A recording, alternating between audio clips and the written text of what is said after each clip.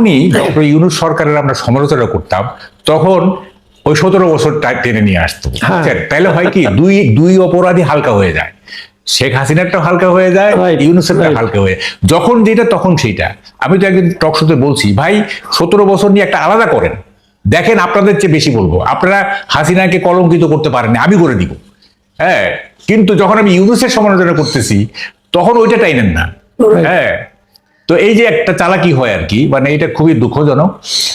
তো এরকম যে কি বলে যে পলিটিক্যালি মোটিভেটেড, প্রিঅকুপাইড একটা বিশেষ শ্রেণী বা সরকারকে বাঁচানোর চেষ্টা, বা আরেকটা সরকারকে ড্যামেজ করার চেষ্টা, এই যে ড্যামেজ এবং আপনার কি বলে যে ওই বাঁচিয়ে রাখার বা কি বলে সমালোচনা মুক্ত রাখা, এই টেন্ডেন্সি থেকে কিন্তু এই জিনিসগুলো হচ্ছে।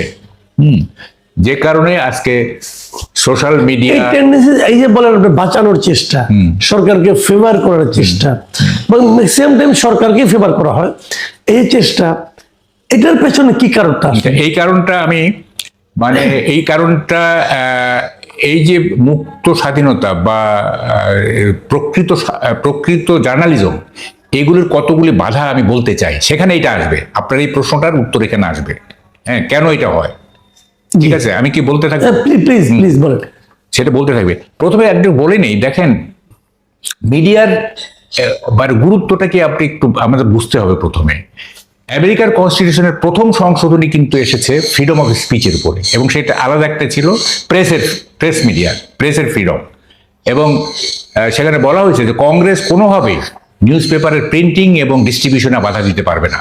তখন তো নিউজ পেপার ছিল, এখন তারা এসব হয়েছে, বাধা দিতে পারবে না। এবং এরপর আমেরিকার ফাউন্ডিং ফাদারদের অন্যতম জেফারসন বললেন যে আমাকে যদি রাষ্ট্রবিহীন সংবাদপত্র এবং সংবাদপত্রবিহীন রাষ্ট্র, এই দুইটার মধ্যে নিতে বলা হয়, তাহলে আমি অবশ্যই রাষ্ট্রবিহীন সংবাদপত্রকে নিব। সংবাদপত্র হলেই চলে, রাষ্ট্রের দরকার নেই, এইভাবে বলছিলেন। সো ইম্পর্টেন্ট আর কি। এবং সংবাদপত্র, দেখেন সংবাদপত্রকে বলা হয় বা মিডিয়াকে বলা হয় পার্লামেন্ট অলওয়েজ ইন সেশন। আপনি এই পার্লামেন্ট তো মুলতবি আছে, তাই না? 3 দিন 4 দিন হলো, তারপরে আবার মুলতবি। কিন্তু আমাদের মিডিয়ার তো কোনো মুলতবি না, it is always in session. এত বড় একটা গুরুত্বপূর্ণ প্রতিষ্ঠান এটা। তো এই গুরুত্বপূর্ণ প্রতিষ্ঠানের কি অবস্থা দাঁড়ালো আপনি জানেন? রিপোর্টার্স উইদাউট বর্ডার তারা যেটা ইন্ডেক্স দিছে, সেখানে আমরা 3 ধাপ পিছিয়ে গেছি। এবং এটা কি জানেন, এটা 2025-এর 1 জানুয়ারি থেকে 2025-এর 31 ডিসেম্বর পর্যন্ত এইটা, আবার টোটালটাই হচ্ছে ইউনিস গভর্নমেন্টের। ঠিক আছে, যাকে এবার আমরা আসি। দেখেন মিডিয়া কি বলে যে, আমি বলবো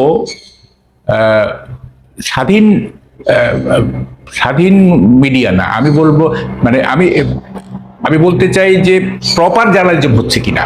স্বাধীন জার্নালিজম আমি বলবো না, কারণ মিডিয়া যদি স্বাধীনও হয়, তারপরে প্রপার জার্নালিজম নাও হইতে পারে।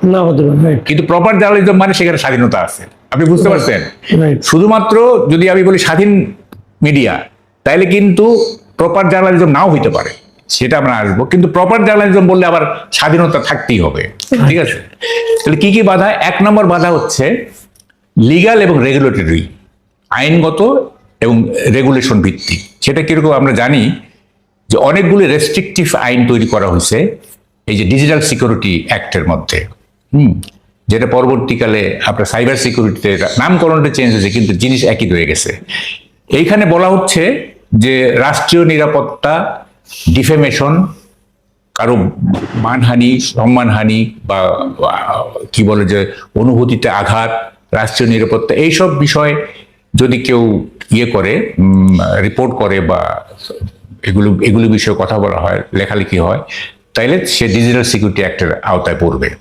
ঠিক আছে, কিন্তু ওখানে কিন্তু কোনো ব্যাখ্যা দেওয়া নাই যে ন্যাশনাল সিকিউরিটি কি কি কারণে বিঘ্নিত হইতে পারে, বা ডিফেমেশন বা ধর্মীয় অনুভূতিতে কিভাবে ধর্মীয় অনুভূতিতে আঘাত দেওয়া হয়, সেগুলি কিন্তু ব্যাখ্যা নেই। বলা হচ্ছে যে এইগুলি করলে এটা শাস্তিযোগ্য অপরাধ। তো এইটা কি বলে যে একটা লিগ্যাল এবং রেগুলেটরি একটা আছে আমাদের উপরে, একটা কনস্ট্রেইন্ট, একটা বাধা আছে। 2 নম্বর হচ্ছে দেখেন জুডিশিয়াল হ্যারাসমেন্টও আছে। সেটা কিরকম, যে মিথ্যা বা ভুল সংবাদ ছাপা হইলে সেটার অজুহাতে মামলা করা হয় এবং গ্রেপ্তারের ঝুঁকি থাকে। এখন দেখেন এই যে মিস ইনফরমেশন এবং ডিস ইনফরমেশন একটা পার্থক্য আছে, কিন্তু মিস ইনফরমেশন কিন্তু ডেলিভারেট না, এটা ভুল হইতেই পারে। Right. আর ডিস ইনফরমেশনটা হচ্ছে ডেলিভারেট। ডেলিভারেট এটা ইচ্ছাকৃত হবে এবং এইটা মানে কোনো বিশেষ স্বার্থ সিদ্ধির জন্য করা হয়। এইটা ডিস ইনফরমেশন কখনো কোনো, যেটা আগে বললাম, ফ্যাক্টকে ডিস্টোর্ট করা হয়, টুইস্ট করা হয় ইত্যাদি। তো তখন করে কি, যখনই কেউ কোনো ভেস্টেড ইন্টারেস্ট আঘাতপ্রাপ্ত হয় তখন তারা মামলা করে দেয়, মামলা করলে গ্রেপ্তারের ঝুঁকি থাকে ইত্যাদি। কেউ কিন্তু প্রেস কাউন্সিলে অভিযোগ দায়ের করে না, সব হচ্ছে আপনার যে আমাদের কি বলে আদালতে যায়। প্রেস কাউন্সিলে গেলে কিন্তু এটা একটা দ্রুত নিষ্পত্তি হইতে পারে, হ্যারাসমেন্টও হয় না ইত্যাদি, Right. এটা হইতে পারে, সেটা করে না। তো ফলে এটা একটা বাধা, সবসময় জুডিশিয়াল হ্যারাসমেন্টের ভয়। 3 নম্বর হচ্ছে পলিটিক্যাল ইনফ্লুয়েন্স, এইটা মারাত্মক। সেটা কিরকম? পলিটিক্যাল ফোর্স আপনার সমালোচনাধর্মী রিপোর্ট অথবা কি বলে কোনো অথরিটিকে যদি প্রশ্ন করা হয় তখন মিডিয়াকে প্রেসার দেয়, ঠিক আছে? এবং কখনো কখনো মালিক সম্প্রদায়কে চাকরিচ্যুত করতে বলে যে এদেরকে চাকরিচ্যুত করো। কখনো কখনো শারীরিক আঘাত হয় এবং এমনকি মার্ডার হয়েছে, ঠিক আছে, মার্ডার হয়েছে। এবং এটা আমরা দেখছি 5ই আগস্টের পরে এটা ভয়াবহ রকম আকার ধারণ করছিল। আপনি নিশ্চয়ই জানেন যে সময় টিভিতে মব করা হয়েছে, ইটিভি থেকে চাকরিচ্যুত করা হয়েছে এবং কি বলে যে বিভিন্ন মিডিয়াতে নিজেদের লোক বসানোর একটা চেষ্টা হয়েছে। এবং সবচেয়ে বড় ব্যাপার মৌলবাদ এবং থিওক্রেসি, হ্যাঁ, ফান্ডামেন্টালিজম এবং থিওক্রেসি, ধর্মতত্ত্ব মিডিয়ার স্বাধীনতার জন্য একটা বড় থ্রেট হয়ে দাঁড়ায়। যেমন বলা হচ্ছে যে এটা প্রথম আলো এবং ডেইলি স্টার হচ্ছে ইন্ডিয়ার মুখপাত্র, সো এটার ভাঙো, এটার জ্বালায় দাও ইত্যাদি, হ্যাঁ, এগুলি কিন্তু হয়েছে। তাহলে পলিটিক্যাল ইনফ্লুয়েন্স একটা। আর একটা হচ্ছে মারাত্মক, সেটা হচ্ছে ওনারশিপ কনস্ট্রেন্ট বা কর্পোরেট ইন্টারেস্ট। আমাদের মিডিয়াগুলো, অনেকগুলো মিডিয়া আপনার বিভিন্ন বিগ বিজনেস হাউস দ্বারা প্রতিষ্ঠিত হয়েছে। এবং তখন হয় কি, যখন বিগ বিজনেস হাউস দ্বারা প্রতিষ্ঠিত হয় তখন এডিটোরিয়াল পলিসিটা হয়ে যায় আপনার সেকেন্ডারি, বিজনেস ইন্টারেস্ট, কর্পোরেট ইন্টারেস্টটা হয়ে যায় প্রাইমারি। Right. এডিটোরিয়াল পলিসিকে ওটা ছাপায় যায়, বুঝছেন? আবার কখনো কখনো হয় কি, যেমন 2টা কর্পোরেট হাউসের 2টা মিডিয়া, এদের মধ্যে আবার ব্যবসায়িক দ্বন্দ্ব আছে, তখন আবার এক ধরনের আপনার কি বলে ডিসইনফরমেশন চলে আসে, এটা একটা মারাত্মক। আচ্ছা, আরেকটা আছে সেলফ সেন্সরশিপ। জি। এটা কিরকম? সাংবাদিকরা কি করে যে আইনগত বিপদ, তারপরে ধরেন যে দৈহিক আক্রমণের আশঙ্কা, চাকরিচ্যুতির আশঙ্কা, এই কারণে হয় কি এক ধরনের সেলফ সেন্সরশিপ নিয়ে নেয়, যেটা আমরা 5ই আগস্টের পরে বেশি করে দেখছি। এবং এইটা ঘটে কিন্তু মফস্বল সাংবাদিকদের ক্ষেত্রে বেশি, হ্যাঁ, কারণ মফস্বল তো ক্লোজ সোসাইটি, সবাই সবাইকে চেনে। এখন ধরেন যে একটা ভেস্টেড ইন্টারেস্ট গ্রুপ, হ্যাঁ, বা পার্সন স্টল ওয়ার্ড, এলাকার দাপটরা, তার বিরুদ্ধে যখন রিপোর্ট করতে যাবে তখন সে ভয়ে থাকবে, যেহেতু আমাকে চেনে, তার প্রতিবেশী হবে বা ইত্যাদি, তখন সে নিজে নিজে একটা সেলফ সেন্সরশিপ আরোপ করে, এইটা মারাত্মক। আরেকটা আছে ইকোনমিক প্রেশার, জি। এইটাও আছে। সেটা হচ্ছে যে গভর্নমেন্ট করে কি, আপনার বিজ্ঞাপন নিয়ন্ত্রণ করে, রেজিস্ট্রেশন নীতিমালা নিয়ন্ত্রণ করে। যে পত্রিকার ডিক্লারেশন পাওয়ার যোগ্য না, নিজের লোক তাকে দিয়ে দিল রেজিস্ট্রেশন, আর যে যোগ্য সে বঞ্চিত হয়ে গেল। এবং এই ক্ষেত্রে হয় কি, বিজ্ঞাপনের একটা মানে বড় খেলা চলে। সেটা হচ্ছে আপনি জানেন যে আন্ডার রেটেড পত্রিকা যেগুলি, ধরেন আন্ডারগ্রাউন্ড যেগুলি, সেগুলি ডিএফপির সঙ্গে একটা যোগ সাজসে তারা একটা বিজ্ঞাপনের ব্যবস্থা করে। এবং বিজ্ঞাপনের ব্যবস্থা করার ফলে হয় কি, ওই তারা টিকে থাকে। এবং আমি এমনও দেখছি, যখন একটা পত্রিকা হস্তান্তর হয়, এই যে আপনার আন্ডারগ্রাউন্ড পত্রিকা, তখন জিজ্ঞাসা করে যে রেট কত, মানে প্রতি ইঞ্চি কলম কত। যদি ধরেন 600 টাকা হয় তাহলে ওইটার বিক্রির দাম বেশি হবে, যদি 300 টাকা হয় তাহলে হবে না। এই বিষয়টা এরকম। এবং কি বলে যে এই বিজ্ঞাপন দিয়ে বিজ্ঞাপনকে কন্ট্রোল করে, যেমন আমরা দেখছি এই শেখ হাসিনার আমলও দেখছি আমরা, প্রথম আলোকে কিছুদিন বিজ্ঞাপন বঞ্চিত রাখা হয়েছিল, হ্যাঁ, এবং সেটা একটা এটা গেল একটা। আর একটা হচ্ছে ডিপেন্ডেন্স, এটা কিন্তু মারাত্মক নির্ভরতা। সেটা হচ্ছে যে ধরেন সাংবাদিকদের যে কর্মক্ষেত্রটা, সেইটা যদি ওয়ার্কিং কন্ডিশন ভালো না হয়, বেতন যদি কম হয়, জি। তারপর ফর্মাল কন্ট্রাক্ট যদি না হয়, মানে আমি যে চাকরি করতেছি, আমার যে নিয়োগপত্র, আনুষ্ঠানিক কন্ট্রাক্ট, সেটা যদি না হয়, তাইলে হয় কি, তারা এক ধরনের অনিশ্চয়তার মধ্যে ভুগে। এবং এই ক্ষেত্রে লো ওয়েজ মানে কম বেতন হইলে তখন করে কি, তারা ওই কি বলে আনফেয়ারনেসে যেতে বাধ্য হয়, তাদের টিকে থাকতে হবে। জি। এবং আমি এমনও দেখছি গ্রামের যে সাংবাদিক, তারা বলে যে ভাই আমার বেতন লাগবে না, আমাকে একটা আইডি কার্ড দেন, আইডি আইডি কার্ড কার্ড দেন। তো ফলে ওই যেহেতু তার বেতন দিলে খুব কম বেতন, তো তাকে ওই মানে সরকারের সাথে যোগাযোগ রেখে বা ধরেন যে নানাভাবে এক ধরনের মানে করাপশন বেসড জার্নালিজম হয়ে যায় সেটা। এবং এইটা খুবই মারাত্মক। এবং আমি এমনও শুনছি যে নিলামে উঠে, ব্যুরো অফিস নিলামে উঠতেছে। মানে ধরেন যে চিটাং ব্যুরো অফিস না, কে কত টাকা মানে হেড অফিসকে দিতে পারবে, যে বেশি দিতে পারবে তাকে ব্যুরো অফিসে চার্জ দেওয়া হবে। তারা তো বেতন পাবেই না, উল্টা তারা টাকা দিয়া ওই তাদেরকে। তাহলে এই যদি হয় বাস্তবতা, আমি এখানে এই দু একটা আপনাকে থামাই। হ্যাঁ, বলেন। দু একটা অন্য প্রশ্নে আসি।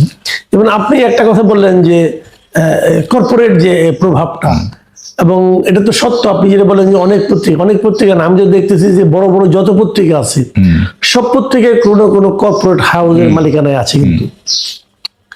এবং কালকে ওই যে সম্মেলনটা হলো, সেই সম্মেলনের একজন মালিক মানে আপনার সমকাল এবং চ্যানেল 24 এর মালিক যিনি আছেন একে আজাদ, উনি নিজেই বলছেন যে আমার পত্রিকার সাংবাদিকরা যে মানে ভালো রিপোর্ট করতে পারে না, তার জন্য মূলত দায়ী হলাম আমি নিজে।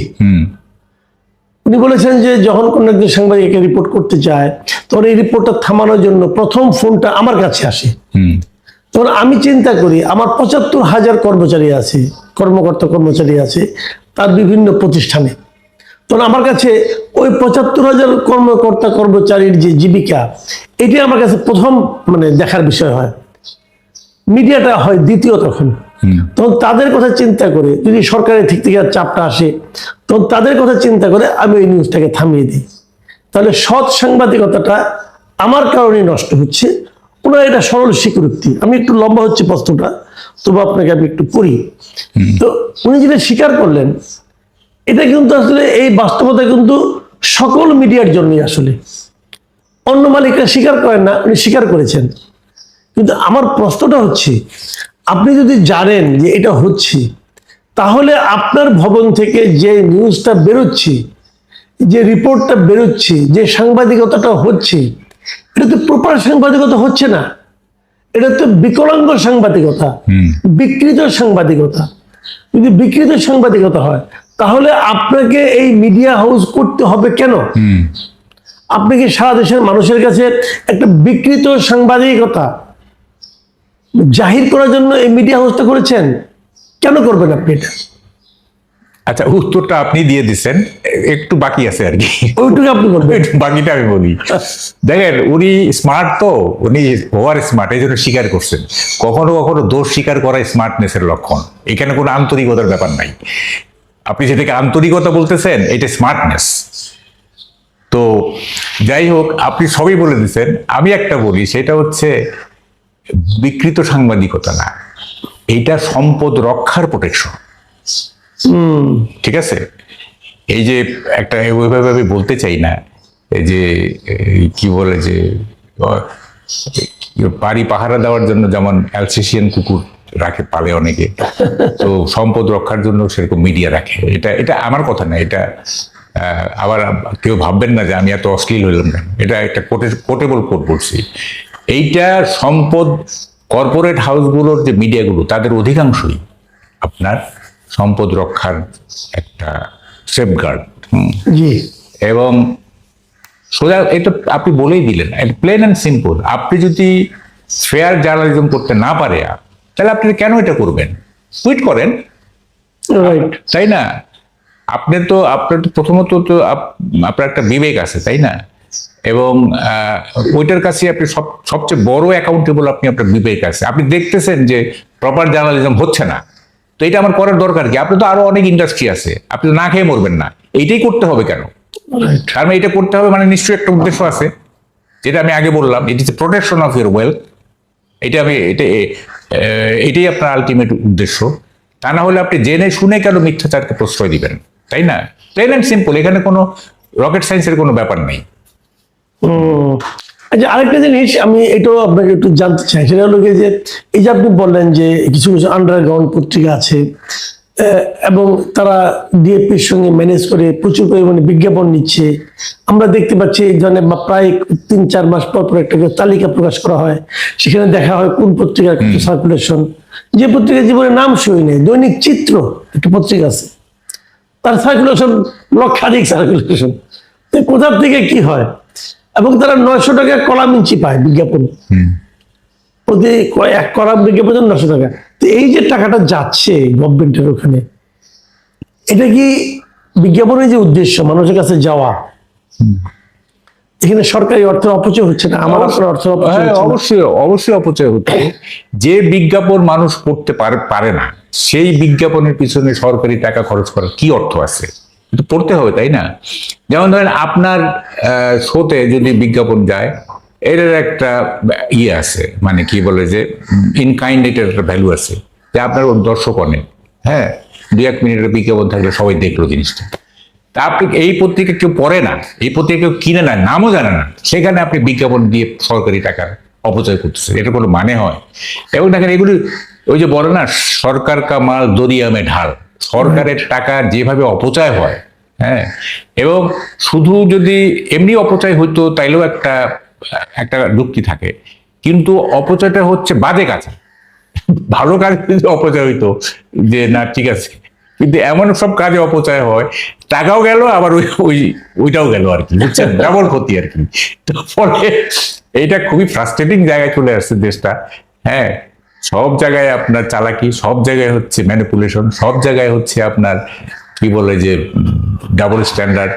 এইভাবে তো একটা দেশ চলে না রে ভাই। হ্যাঁ, এখনকার যে সময় যে যে একটা বার্নিং কোশ্চেন উঠে আসছে, যে কোশ্চেনটা সবাই বলছে যে আমরা পত্রিকা পড়ি না, আমরা টেলিভিশনের খবর দেখি না, আমরা ইউটিউব দেখি, আমরা ফেসবুক দেখি। তো তার মানে ওনারা বলতে চাচ্ছেন যে ওই মিডিয়ার প্রতি তাদের আস্থাটা নাই, তার চেয়ে বরং তারা সোশ্যাল মিডিয়া দিয়ে ঝুঁকছেন। তো এই সোশ্যাল মিডিয়া বলতে যেটা আমরা বুঝি, এখানেও তো মিস ইনফরমেশন থাকে। আমি একটু বলি। জি, দেখেন, প্রথম প্রশ্ন হচ্ছে এত পত্রিকা থাকতে হবে কেন? একটা দেশে এত পত্রিকা কেন থাকতে হবে?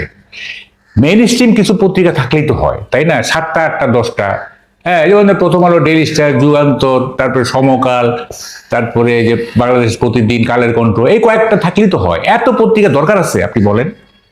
দেখেন, সোশ্যাল মিডিয়া, আমি বলি আপনাকে, সোশ্যাল মিডিয়ার যে আগ্রাসন, এইটা কিন্তু আলটিমেটলি আমাদের মেইন স্ট্রিম পত্রিকা মানে টিকবে কিনা, অথবা টিকে থাকলে কিভাবে টিকে থাকবে, এটা একটা প্রশ্ন হয়ে দাঁড়াইছে। আমি একটা উদাহরণ দিই আপনাকে। আমি 23 সালের ডিসেম্বরে আমি লন্ডনে ছিলাম। তো লন্ডন বাংলা প্রেস ক্লাবে আমি ওখানে একটা মত বিনিময় ছিল, সেখানে আমি জানলাম, সেটা হচ্ছে যে লিজ ট্রুস, এই যে ঋষি সুনাকের আগের প্রাইম মিনিস্টার ব্রিটেনের, উনি ক্ষমতা নিয়ে বললেন যে সোশ্যাল মিডিয়া যেভাবে অ্যাগ্রেসিভ হয়ে উঠছে এবং আনএডিটেড, সেলফ এডিটেড, এটার কোনো হয় না, এডিট করা হয় না, এই এডিটেড মিডিয়া যেভাবে ডিস্টোর্টেড নিউজ মানে প্রচার করতেছে, হ্যাঁ, তাতে মেইন স্ট্রিম মিডিয়া বিপদাপন্ন হয়ে গেছে। এবং মেইন স্ট্রিম মিডিয়া বিপদাপন্ন মানে গণতন্ত্র বিপন্ন হয়ে যাওয়া। তখন তিনি একটা কমিশন করে দিয়েছেন যে মেইন স্ট্রিম মিডিয়াকে কিভাবে বাঁচিয়ে রাখা যায়, এই যে সোশ্যাল মিডিয়ার যে দৌরাত্ম্য। এখন দেখেন, এই যে মানে মানুষ মেইন স্ট্রিম মিডিয়ার সবকিছু পায় না বলে সোশ্যাল মিডিয়া খুলে, সে দেখে অপতথ্য, ডিসইনফরমেশন। মানুষ কোথায় যাবে তাইলে বলেন? এইখানেও ওখানে পায় না, আর এখানে হচ্ছে আপনার অপতথ্য, হ্যাঁ, নানা রকম গুজব, নানা রকম ম্যানিপুলেশন, নানা রকম টুইস্ট, হ্যাঁ। ফলে একটা টোটালটা মিলে একটা ভয়ঙ্কর সিচুয়েশন দাঁড়াইছে। এবং কি বলে যে মিডিয়াকে টিকে থাকতে হলে, মানে নিউজ, প্রিন্ট মিডিয়া এবং আপনার এই যে ইলেকট্রনিক মিডিয়া, যেটা সোশ্যাল মিডিয়া না, টিকে থাকতে হলে বড় ধরনের স্ট্রাগল করতে হবে, একেবারে বড় ধরনের স্ট্রাগল করতে হবে, এবং সত্যের পূজারী হইতে হবে। পূজারী শব্দটা আমি ব্যবহার করলাম, হ্যাঁ, সত্যকে পূজা করতে হবে। যদি সেভাবে একটা ডিভোশন নিয়ে, একটা কি বলে যে আত্মনিবেদন, এবং একেবারেই আপনার যে তপস্যার মতো যদি না নেওয়া হয়, হ্যাঁ, তাইলে কিন্তু ভবিষ্যৎ খুব খারাপ আছে। তাহলে হোল সিচুয়েশন একটা অ্যানার্কির দিকে চলে যাবে। এখানে আপনি সরকারের কাছ থেকে কি ভূমিকা আশা করেন?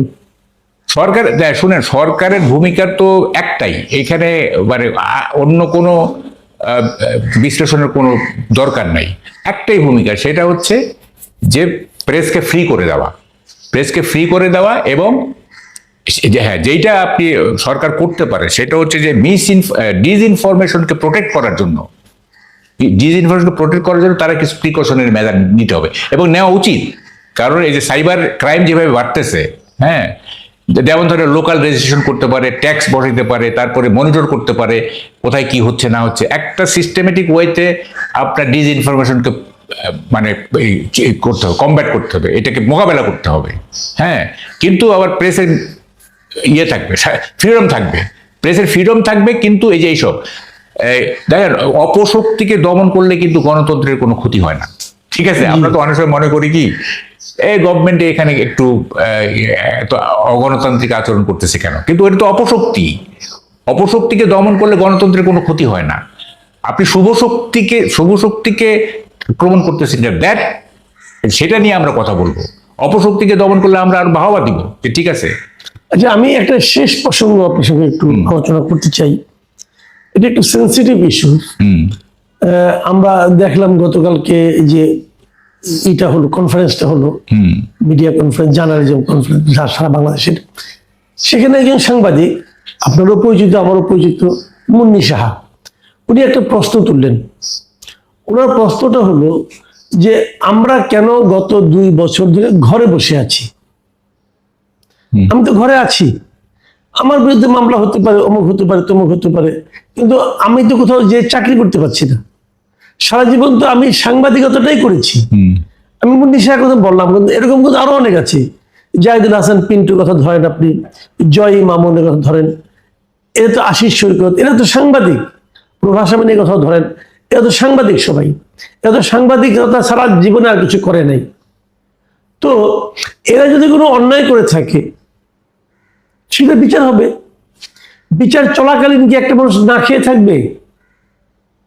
ধরেন একটা কোনো অন্যায় করছে, তো বিচার হবে। বিচার, আপনি যদি তাকে নিয়ে জেলেও ঢুকান, তাকে তো আপনি সেখানেও খেতে দিবেন তো। এখন তাকে আপনি জেলেও ঢুকান, সে বাইরে আছে, তার খেতে হবে না, সে খাবেটা কি? দেখেন, এটা খুব মৌলিক প্রশ্ন করলেন আপনি, একটা নাম উচ্চারণ করলেন না, সেটা একটু বলি। প্রভাস আমিন না, দেখেন প্রভাস আমিনকে আমি দীর্ঘদিন ধরে চিনি। হ্যাঁ, তার মধ্যে কোনো ধরনের পলিটিক্যাল বায়াস নাই, কিচ্ছু নাই। বেচারা একটা কেন যে ওই প্রশ্নটা করতে গেল, মানে শেখ হাসিনাকে এই যে রাজাকার, এইটা এটা না আমার মাথায় ধরে না।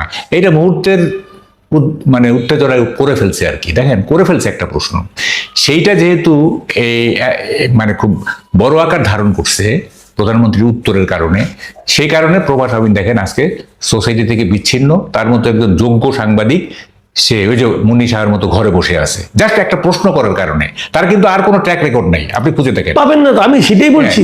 আর কোনো ট্র্যাক রেকর্ড নাই, সাদিক শুধু একটা প্রশ্ন করছে। হ্যাঁ, বোকার মতো একটা প্রশ্ন করে ফেলছে। ঠিক আছে, ওই প্রশ্ন যদি ভুল হয়ে থাকে আপনি ওই প্রশ্নের শাস্তি থেকে দেন। হ্যাঁ, কিন্তু সে কোনো জায়গায় চাকরি করতে পারবে না, কাজ করতে পারবে না, তাকে রাস্তায় দেখে আপনি মত করবেন, এটাকে এই ধরনের ভুল ভ্রান্তি কে করে না পৃথিবীতে বলেন তো আপনি? সেটাই, কোন মানুষটা করে নাই? ওই যে আমি তো একটা কথা প্রায়ই বলি যে nobody is perfect in the world, nobody is perfect in the world. Imperfection কতটুকু সেটা বিচার করব, পারফেক্ট কেউই না। তো এখন দেখেন এই যে আপনি মুন্নি সাহেব বলেন, প্রভাস আমিন বলে, আরো এরকম আছে, বা অনেক সাংবাদিক তো এখন জেলেও আছে, তাই না? এইটা যারা ক্রাইম করছে, ক্রিমিনাল অফেন্স যারা করছে, হ্যাঁ, তাদের তো বিচার হবে। ক্রিমিনাল অফেন্স করে তো বিচার না হওয়াটা তো আর আরেকটা অপরাধ, তাই না? বিচার হবে, কিন্তু তাদের যে মানে হিউম্যান লাইফ, মানবিক যে জীবন, হ্যাঁ, সেইটা তো আপনাকে এনশিওর করতে হবে, তাই না? অবশ্যই। প্রত্যেকের একটা ক্রিমিনালেরও একটা মানবিকতার দিক আছে, তাই না? দিক আছে। এখন ধরেন যে এই যে জেলখানায় কেন হাসপাতাল থাকে, বা রোগী যখন রোগ হয় তখন কেন থাকে? কারণ তার অসুখ হইলে তাকে কি বলে যে আপনি জেলখানা কাউকে না খাওয়া রাখতে পারবেন না, বিনা চিকিৎসা রাখতে হবে।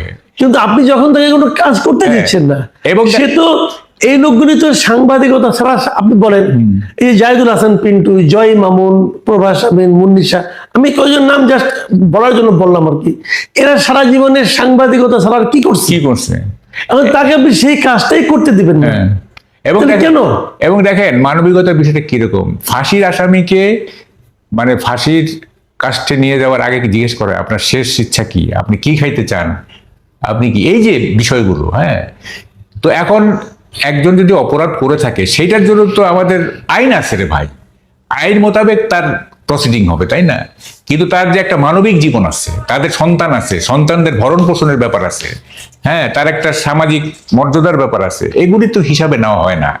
হ্যাঁ, এবং সামান্য ত্রুটিতে বড় বড় কত দোষ করে, অন্যায় করে মানুষ দিব্যি ঘুরে বেড়াচ্ছে। হ্যাঁ, দেখেন আপনি, মানে কি বলে যে আপনি চারপাশে তাকান না, দেখবেন আপনি, আছে, সবসময় আছে, তাই না? সবসময় আছে। তাইলে যাই হোক, এই আলোচনা আসলে অন্তহীন। প্রিয় দর্শক, আপনাদের কাছে আমার খালি একটাই আবেদন, দেখুন সাংবাদিকদের গালি দেওয়াটা খুব সহজ, কারণ ওনারা আপনাদের মারতে আসবেন না। আপনি কি একজন আর্মি চিফকে গালি দিতে পারবেন? একজন আর্মি মেজরকে গালি দিতে পারবেন? দিয়ে দেখেন না। তো তারা মানুষ না, তারা ভুল করে না, করে তো। পুলিশের এসপি কে গালি দিতে পারবেন, কিন্তু সাংবাদিককে গালি দিতে পারবেন? খুব সহজ গালি দেওয়াটা। গালি দিলেই কিন্তু সমাধানটা হয়ে গেল না। একটা কথা মাথায় রাখবেন যে একটা দেশ যখন সংকটে পড়ে, এই দেশের প্রত্যেকটা পেশার মানুষই সংকটে পড়ে। কাজে একটা পেশাকে আলাদা করে দেখা ঠিক না। মাহমুদ কামাল ভাই অনেক অভিজ্ঞ মানুষ, উনি অনেক দিন ধরে সাংবাদিকতা করেন, উনি জীবনে অনেক কিছু দেখেছেন। সেই দেখার আলোকে ওনার যে বিশ্লেষণগুলি করলেন যে কেন এটা হচ্ছে, উনি কিন্তু মাত্র একটা কারণে কথা বলেন নাই, অনেকগুলি কারণে কথা বলেছেন। কাজেই যখন বিবেচনা করবেন, এই অনেকগুলো কারণ সহই বিবেচনা করবেন। এখানে কিন্তু মালিক পক্ষের কথা আছে, এখানে সরকারের পক্ষে কথা আছে। একজন সাংবাদিক তো বিচ্ছিন্ন কোনো জগতে প্রাণী না যে উপর থেকে আসলেন বলে দিলেন হয়ে গেল। সবগুলো মিলিয়েই হয়, সবগুলো মিলিয়েই বিবেচনা করুন, সবগুলো মিলিয়েই বিচার করুন, এবং সবগুলো মিলিয়েই রায় দিন।